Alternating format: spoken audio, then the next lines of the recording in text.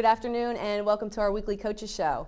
We're here today with head men's basketball coach Travis Williams. Coach, welcome. Thanks for joining us today. Thanks for having me. I really appreciate it. Sure. So it's the first time on our show for you. So let's start off and get to know you a little bit. Just tell us about your coaching style. I always like to go with the 4 C's of peak performance. You've got commitment. You have your composure. You do have a little bit of that concentration that you need to stay laser focused, and then obviously everything comes with confidence.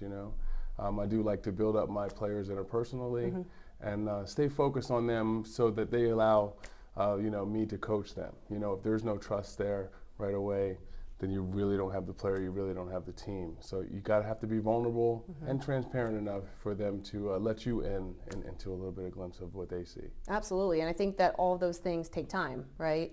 So building those 4 C's, getting the trust of those players. So let's shift to having what you and I always talk about as 2 freshman classes. Yeah. So last year, the kids that were here as incoming freshmen had the COVID-19 year, which they didn't get a season. And then we brought in a whole new class again this year. So you have 2 groups of freshman classes on your team, lots of new players, lots of confidence building, lots of trust being built.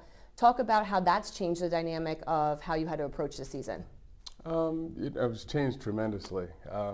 We're having 2 classes that really, this is their first time managing their time, being away from their parents, nourishing themselves, fending for themselves, and obviously developing and learning the college process. Everybody kind of comes from different backgrounds, so very diverse pre-college experiences, whether you're a first gen or whether your parents both went to school. So just navigating that, I would like to speak to has been double time, we'll say.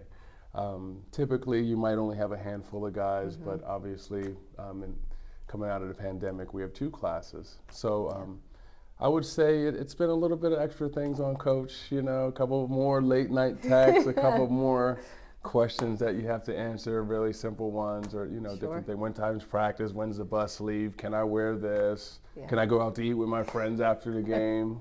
No, right? The answer's always no, right? No, definitely not, a lot more off the court stuff obviously comes with that, and the majority of your team is, I'd say the bigger percentage is newcomers. Yes. So let's talk about Lamonte Brown as your senior point guard and leadership, averaging double figures, had a double-double last game, which I know he's very proud of.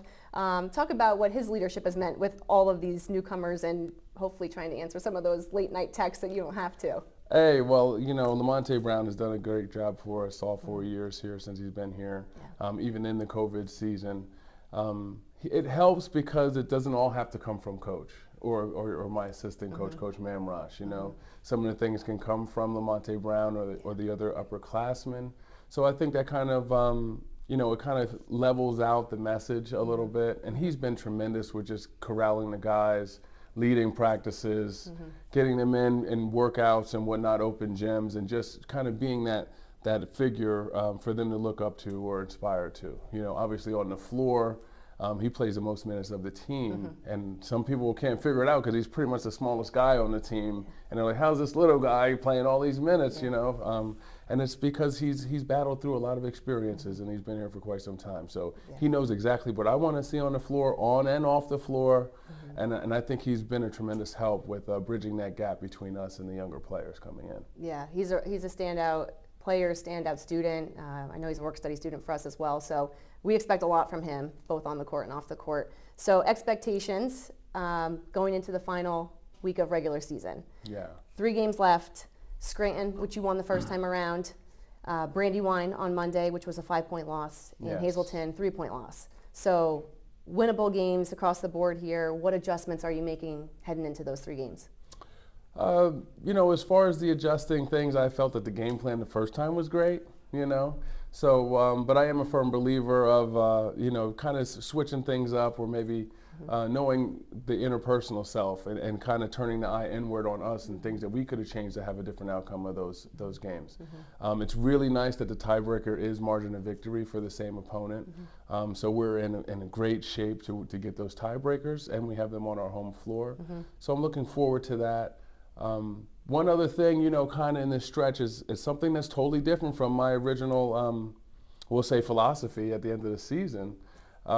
is to play these games as if they're already playoff games. You know, in the past, I may have like run out the bench or got some younger guys some time here towards the end of the season, but I feel like it's going to be very imperative to build that cohesiveness leading into the playoffs, and not necessarily just looking to get some younger guys some more experience. Right, and I think that, again, that will build into hopefully, the 3 seed, which will get to host a playoff game on Saturday. So that would be really exciting. Talk about excitement, Lehigh Valley win that we just had on Tuesday. Yes. So what's more exciting, Lehigh Valley win or Deshaun Dixon's big dunk during that game? It depends. Are you talking about the girls' team or the men's team? You know, it was great to see those Lehigh Valley women go down. You know, it's definitely a backyard rivalry, so anytime we can knock them off, I think it was first time in 9 or 10 years. So that's monumental in itself. Feels like a pandemic for Schuylkill, right? Right. But Deshaun Dixon, you know, I was so waiting for him to come out of his shell. I mean, he put the ball down a couple times in practice, and it was just took, I think, the whole gym off guard when he just, you know, went up and threw it down. Oh, yeah. And it also, you know, led to a victory. You know, I don't think we turned back from that moment on. Yeah. So really getting a chance to see a freshman come out of his shell and dominate. You know, he's second in the conference in rebounding, and you know, he's definitely one of our key inside players. So, you know, I'd have to say Deshaun Dixon's dunk. I'd have to agree. I'd have to say Deshaun Dixon's dunk over. Yeah, I hope we see some more of those next week as well, too. Indeed. Yeah, so let's have some fun. Okay, the next part is a 5 and 5 fast series of quick questions. Okay, yeah. So you tell me what you would pick out of these 2 things. The fast 5. Okay, are you All ready? right. I'm ready. Cats or dogs? Dogs. Layups or dunks? Dunks. Hibachi or sushi? Sushi. Dr. Dre or Snoop Dogg?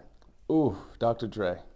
Okay, and then finally, Bengals or Rams? Rams. Me Yeah, too. I'm a Rams fan. Me so, too. you know, I'm always a bandwagon jumper, it seems, when we put it together. But just get out there on the wax and let everybody know I am a Rams fan. Let's go in the Super Bowl. Let's get this one. And, you know, sorry for the Bungles, but, you know, you guys have to wait your turn. Yeah, I'm right there with you. So go Rams, and we'll see you guys here next week. Thanks, Coach. Thanks, Kayla.